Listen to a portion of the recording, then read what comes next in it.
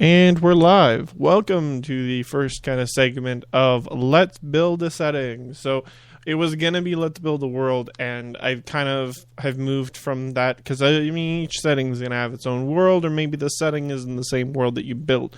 So really, I've built a world for this setting because this is going to be one that I'm going to be currently using after my supernatural setting that I'm got running in GURPS. But this is also a setting for GURPS, and the next Let's Build a Setting I will do for a little bit more of a popular one for, let's say, D&D 5e, and that'll segment into Learning 5e, which is another segment that's going to be starting next week. And do note that Let's Build a Setting is not going to be 45 minutes like it has been in the other previous ones. Learn 5e will probably be 45 minutes for the longer ones where I get into more in-depth stuff. But for this one, we probably might run 15-20 minutes depending on how much I gotta cover for the beginning. So let's start with the world in the setting that we are going, like the world that the setting is going to be, and this world is Augustus. It's a world that I have created myself, and I will, at the end of each setting that we build, I'll link to a document, like a Google Docs or a Google Drive folder that's got all the documents for the setting if you guys would like to use it for yourself. Augustus, it's a very interesting world. So this is modern times in GURPS. You're looking at tech level, I want to say like 7 or 8, borderline like nuclear age. And it's going to be nuclear age because there are nukes involved in the starting of the setting. So the setting essentially is, it's whatever modern year you want to make up. Let's say 2020. Year's 2020. Nuclear war has pretty much gone awry. Everyone is just going at it, and nukes are hitting. It's causing a huge crash in it's killing millions and millions of people, and the ones that do survive, those are kind of like the humans that are gonna outlive. And with this nuclear explosion, it creates a rift in the ley lines of the magic that was there but not present at the time. And with this magic, the ley lines, they've shifted. It's caused this kind of a shift in the world, and it's essentially the world is kind of like about to fall apart. And these ley lines, they get affected, and it in turn shifts them, and it turns them into it pushes a alternative medieval world. So same time in the years, but medieval. So what has happened is it's merged. This rift opens and it kind of floods, and all of a sudden there are orcs, elves, dwarfs, and there are goblins, and there are creatures of the medieval realm, dragons, and all that throughout the whole entire world, essentially. And so I've named Augustus mainly just I was trying to figure out one that works, and it just seemed to fit. So the world 4 years later is where the setting will really start. 4 years after this shift, this big explosion, the change in the world and what it is and how it is to be created like this. How has civilization come from here? So I've got about 12 continents, or like 12 countries, 2 continents, and an island so far built up for this world. I've been working on it, and this has been one that I've really wanted to work on for a while now. And now, so Augustus is formed up of two big islands, or big continents, both holding 6 and one holding 5, and then there's one in the middle, and it's kind of its own country that's split in the middle. And the reason for that is because I like the idea of a modern era being invaded, and now having these primitive technology creatures learning to use modern technology against people. and using technology and stuff to coexist. Now, obviously, this merge is going to cause wars. It's going to cause chaos. So 4 years down the road, humans have gotten to know some of the races. They have, fought wars, but they have merged. And I want to take a lot of the war aspect out of an orc and put more of a human touch to it. So orcs and humans are actually the ones that got along first before anybody else. Orcs and humans were the first to kind of go, hey, we understand, you like killing and we are scared of you and you are probably, threatened by us. But let's come to an understanding and a deal. And the orcs are like, yes, we understand what you're talking about, and we're gonna come to an agreement here. Now, this isn't saying that humans didn't exist in the medieval world. I'm just saying, like, the humans of the new world pretty much will take the place of the humans from the old world. So it comes with all these countries and the three kind of continents, and essentially the whole point of it is there's a lot of warring countries going back and forth. But the one country that's mostly revered for being uninhabitable is the Middle Island. The Middle Island is owned primarily by goblins. Like, that's all that's running amok, pretty much. And the reason I have this setting set to go, hey, goblins own this one sector of land, and no one messes with them, no one screws with the island, is because the second I was getting into the visions of, hey, would be a good next one, what about medieval meets modern? The first thing that my mind went to was, how amazing would it look if there was a goblin like using a mounted LMG?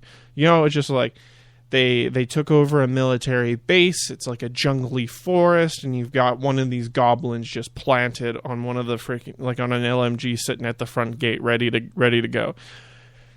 And just think of how small and how light they are. They are obviously standing on some boxes, and then the thing starts going, and the recoil maybe takes them off the box, and they start shooting everywhere or something. And I thought that come into very interesting and tricky understandings, because obviously these creatures, they don't have gun skills. They're going to be rolling at a low gun skill unless I give them gun skills.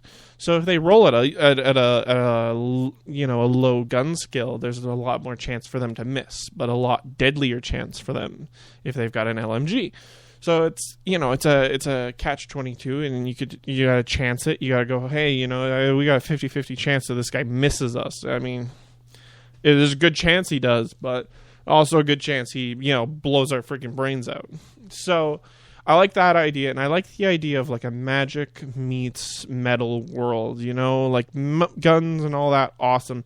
The magic meets these guns, surpassing kind of both technologies, maybe merging both technologies. I've had ideas of doing something like that. So with Augustus, so we're building the setting for Augustus, and there's the three continents, and the warring factions.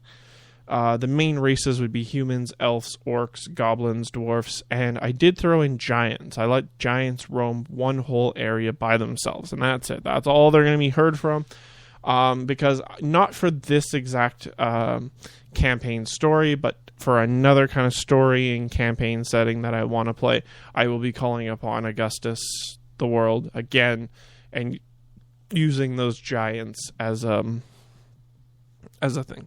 Now, the playable characters, obviously, I'd allow all of them, because every place is going to have hostile factions. Every place is going to have, each race is going to have a faction or two that are going to be hostile against every other race. And that's just kind of standard. At least in my opinion, most places don't have, you always have the extremists in any group. So with those extremists, that's, going to be a mission or something. And so I've been thinking about how I'm going to play this out. So Augustus is 4 years after the explosion, and the setting and all that, the people can join in as whatever exact race they so choose to join in as. But they are going to be set as a strike team to go in and deal with some of the bigger, more important classed more important classed issues when in between warring countries. So they're kind of like the UN, and kind of what they'll eventually lead up to. We'll touch on what they eventually lead up to and build up to it more. But what they eventually will lead up to is the understanding that there are, classified documents on specific classified information, research, DNA, all this, on how to potentially reverse some of the more negative effects of the ley line shifts. Magic's a little wonky, so when someone goes to cast Fireball, sometimes instead a Water Ball comes out. They don't know Water Ball spell, but the magic's been off, and the world is kind of slowly decaying in this apocalyptic, the radiation's still killing away the ley line, and they have research in DNA, but it's on the island with the goblins. And so the goblins will be this kind of big end boss. So there will be a very big thing going on. But most of the other countries aren't really worried about that. They're worried about, food, rations, materials. So they're kind of fighting, warring. Race wars are happening. Everything's kind of going about. I tried mixing it up a little bit with how the races worked. But that's kind of what I've got for the start of the setting. Augustus is this world, and the people that are in it, and the races.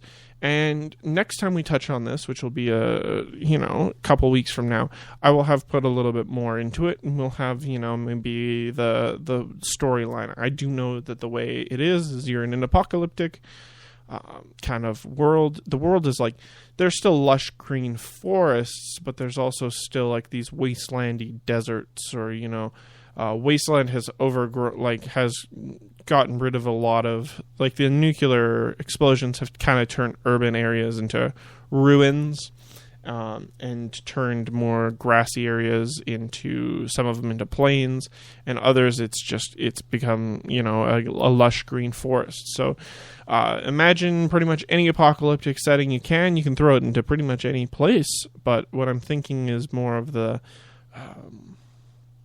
urban settings have been kind of crumbled, the structures and stuff, because of the nuke. But plants and wildlife have overgrown because of this magical presence. The elvens have taken to the forests. The dwarfs have taken to the mines to keep, a steel and to keep an ore coming in. The world is kind of slowly rebuilding itself.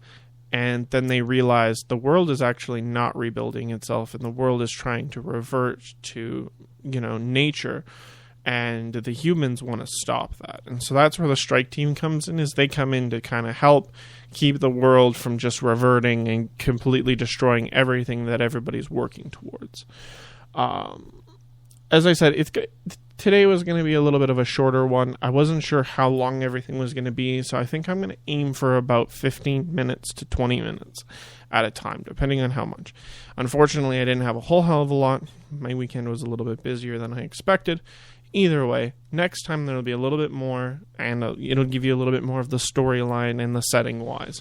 So, if you guys enjoyed this video, and you guys want to see more of this series, definitely like it. Definitely, share it with people. Let me know what you guys thought about it. Also, coming up next week, we'll be Let's Learn 5e, and then the weekend after that will be another Intro to GMing, so little other quirky tips and stuff. Once again, just little tabletop mannerism and tips. The other one is going to be the same as others. I'll have another intro, or Let's Build a Setting, Augustus Part 2 coming up probably next month, and we'll also have as I said, learning to 5e, I think is what I called it. And that's just kind of a rundown. I'm going to run down through the highlights, the rules, the settings, the races, anything and everything that I can pretty much touch on in 5e. So not only am I learning other things that maybe I've overlooked, but you're also getting to learn how to play 5e. And then that way, you don't have to sit there and read constantly. Nothing wrong with it. It's just, I've been in that situation where it's like, I really need to learn this, and where do I find this? And then it's like, okay, well, now I got to read through the book and I got to find it and all this. And so, yeah, no, I do want to kind of make it a little bit easier for you guys and run you through some stuff. Anyways, thank you guys for listening and have a wonderful day.